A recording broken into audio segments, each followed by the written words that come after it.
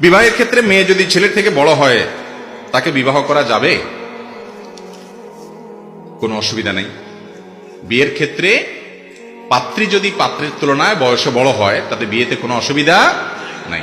সচরাচর বা সাধারণ সমবয়সী বা বয়সে একটু ছোট এইরকম মানুষগুলো বিবাহ করাই হলো আদাহ, এবং এটাই হলো নিয়ম।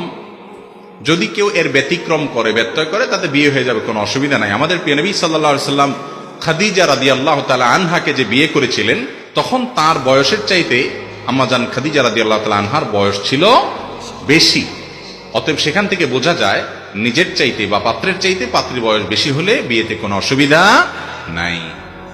এসব বিষয়গুলোকে আমরা অনেক সময় অনেক বড় করে দেখি, এত বড় বিষয় না। হ্যাঁ, সচরাচর বা স্বাভাবিকভাবে সময় বয়সী বা একটু নিজের চাইতে বয়সে কম হলে ম্যাচ করে, সুবিধা হয়, কিন্তু এটা সবসময় জরুরি না। একটু ব্যতিক্রম হলেও কোনো অসুবিধা। আজকাল আমরা এগুলোকে এমন শক্ত বানিয়ে ফেলেছি যে একজন পাত্র উপযুক্ত পাত্রী পেয়েছে, হয়তো বয়সের ডিফারেন্স খুব বেশি নাই, সব দিক থেকে পারফেক্ট আছে, শুধুমাত্র আপনার সমান সমান বয়সের, খুব কাছাকাছি বয়সের, এই অজুহাতে মুরব্বীরা ওই বিয়ে কোনোভাবে হতে দেন না। আছে না নাই?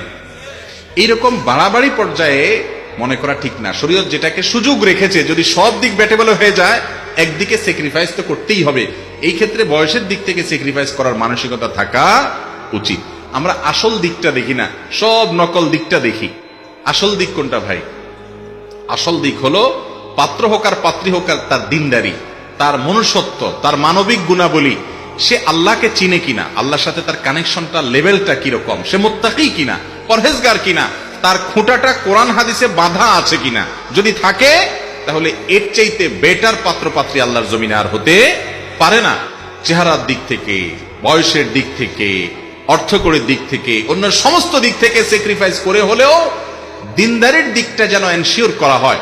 নবীজি সাল্লাল্লাহু আলাইহি ওয়াসাল্লাম আমাদেরকে ওসিয়ত করে গেছেন, ফাজফার বিজাতিদ দ্বীন, তুমি দিনদারিতা দেখে বিয়ে করবা, এই দিকটা দেখে বিয়ে করে জেতার চেষ্টা করবা, তাহলে তুমি সুখী হতে পারবা। আজ আমাদের কাছে এটা হলো সবচাইতে গৌণ।